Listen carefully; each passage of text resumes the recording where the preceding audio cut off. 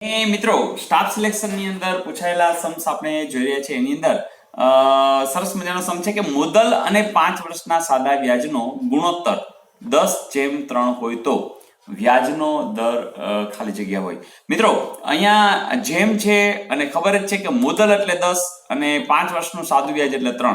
તો એવું જ કામ કરો કે ધારી જ લ્યો ને, કારણ કે વ્યાજનો દર શોધવાનો છે એટલે કઈ ટેન્શન નથી. મુદ્દલને આપણે શું કહીએ છીએ પી, એટલે 10 રૂપિયા જ ધારી લ્યો. પછી 5 વર્ષ એટલે n બરાબર શું થશે 5 વર્ષ અને સાદા વ્યાજનો ગુણોત્તર એટલે આ છે એ મુદ્દલ છે અને આ 5 વર્ષનું સાદું વ્યાજ છે તો એ કેટલા છે 3 રૂપિયા. એટલે આઈ પણ જાણો છો 3 રૂપિયા. તો બસ તમારે આર શોધવાનો છે. તો મિત્રો સૂત્ર તમને ખબર છે, આઈ બરાબર PRN છેદમાં 100. આઈ તમને કેટલા આપ્યા છે તો કે 3, પી કેટલા છે કે 10, આર તમારે ગોતવાના છે, n એટલે 5 વર્ષ છેદમાં 100.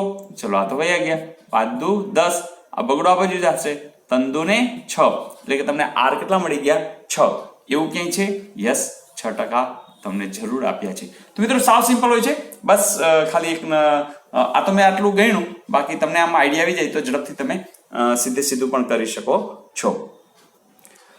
કોઈ કહેશે સર સીધે સીધું કેવી રીતે? તમે આવું વિચારી શકો કે ભાઈ 10 રૂપિયા હોય, સમજો 10 રૂપિયા હોય ત્યારે 3 રૂપિયા વ્યાજ છે, પણ એ તો 5 વર્ષનું એટલે કે 1 વર્ષનું વ્યાજ કેટલું હોય 3/5 રૂપિયા હોય. ફરીથી 10 રૂપિયા હોય ત્યારે 1 વર્ષનું વ્યાજ કેટલું હોય 3/5 હોય. તો તમે વિચારો ને કે આપણે વ્યાજનો દર 100 એ લેવાનો છે તો 100 એ કેટલું હોય?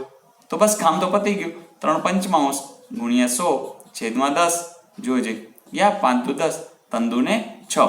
ગમે તે રીતે કરો, ગણિતની મજા જ આ છે કે તમારો જવાબ આવી જાય. Is it okay? પણ હા મિત્રો, દરેક કેસ તમારે જોવાનો કઈ રીતે આપ્યું છે અને કયું અનુસંધાન છે, બધે એક નિયમ લાગુ પાડી શકશું નહીં. તો આ જોતા રહેશો એમ તમને ગણિતની મજા પણ મળતી રહેશે. જોઈએ નેક્સ્ટ. ને મિત્રો અહીં કેવું પૂછ્યું છે કે 312 ના 66.2% એ 200 થી કેટલા વધુ? ઓકે મિત્રો તમે જાણો છો ના એટલે તમે સીધે સીધું ગુણાકાર જ કરશો. 312 ના હવે 66.2% તમને ખબર છે કે તમારે આ બેનો ગુણાકાર કરવાનો અને એમાં આ ઉમેરવાના, ઈ અંશ મળે. તો 6 તેરી 18, 6 તેરી 18 ને 19, તો 198 માં 2 ઉમેરો એટલે કેટલા આવશે 200, એટલે 200 ના છેદમાં 3. તો મિત્રો આ શું છે તો કે 200 ના છેદમાં 3. ફરીથી ટકા એટલે મેં તમને કીધું છેદમાં તમારે શું લખી લેવાના 100. બસ જોઈએ કે આમાં શું થાય છે. તો આ તો મીંડા ઉડાડી જ દીધા છે. 3 છે, જોજો અહીંયા 3 × 3, પછી એકડો ઉતારશું, ભાગ નહીં હાલે એટલે શૂન્ય મૂકશું, 4 તેરી ને 12.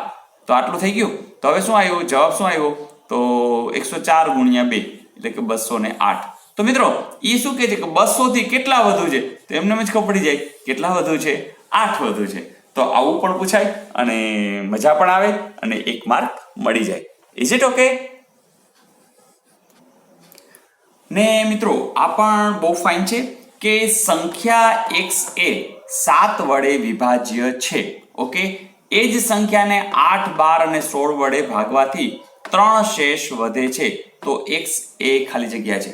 મિત્રો અહીં આપણે એક કામ કરીએ તો આ પૂછાયેલા દાખલામાં સ્માર્ટ વર્ક કરી લઈએ. પહેલી વાત એ કે સંખ્યા છે ને x એટલે કે જે આ તમારે ગોતવાની છે એ 7 વડે વિભાજ્ય છે.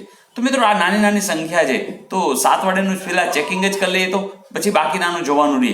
તો મિત્રો એક તો પહેલી વાત એ છે કે તમને 7 વડેનો એક નિયમ એ કીધો હતો કે દાખલા તરીકે 235 હોય તો તમારે શું કરવાનું, આ બે જે છે આ બે સંખ્યા પહેલાનો આગળનો એને ડબલ કરીને મૂકવાના. તો 35 ને 4 39. જો આ 7 વડે નિશેષ ભાગી શકાતું હોય તો આખી સંખ્યા નિશેષ ભાગી શકાય. તો ચલો એ ઉપયોગ કરી. ચલો આ સંખ્યા છે એને ડબલ કરો 52, તો એ 7 ના પાડામાં નથી આવતું. ચલો આના ડબલ કરો 50, આ પણ નથી આવતું. ચલો આના ડબલ કરો તો 2 49, યસ આ આવી ગયું. ચલો આ પણ અહીંયા 2 ઉમેરશો, આ નથી આવતું. તો કામ તો પતી જ ગયું છે. તો આનો જવાબ શું હશે 147. તો બાકીનું તમે ચેકિંગ કરી શકો છો. આનો લસા લ્યો, પછી એના ગુણાંકની અંદર બરાબર લઈ અને પછી તમે 3 નું ચેકિંગ કરી શકો છો. પણ મિત્રો સ્માર્ટ વર્ક કરો તો આપણો સમય બચે અને જવાબ રેડી હોય. મિત્રો તમારે જાણ માટે કે આ વિકલ્પો એવા સ્માર્ટ વર્ક માટે ના જ આપેલા હોય છે, ઓલી ગણતરી માટેના આપેલા હોતા નથી. કારણ કે પેપર કાઢવા વાળાને પણ ખબર છે કે નિયમો કેટલા જાણે છે અને એ આપણે જોવાનું છે. તો મિત્રો મજા આવી, ધેટ્સ ગુડ. તો મેં ઘણી બુક્સમાં પણ જોયું છે કે લાંબી લાંબી મેથડથી ગણે છે. તો મિત્રો એ મેથડથી ગણવાની જરૂર જ નથી, કારણ કે એ તો 8મા 9મા 10મા વાળા ગણે ઇટ્સ ઓકે, કારણ કે એમાં રીતના માર્ક હોય છે.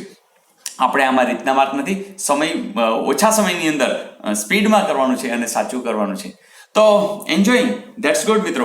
તો જોઈએ નેક્સ્ટ ડે પાછા નવા સમ સાથે, નવી રીત સાથે.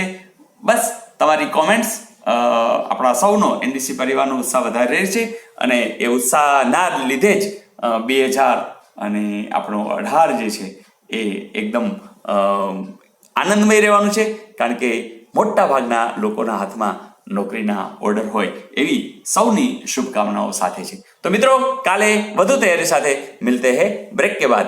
All the best.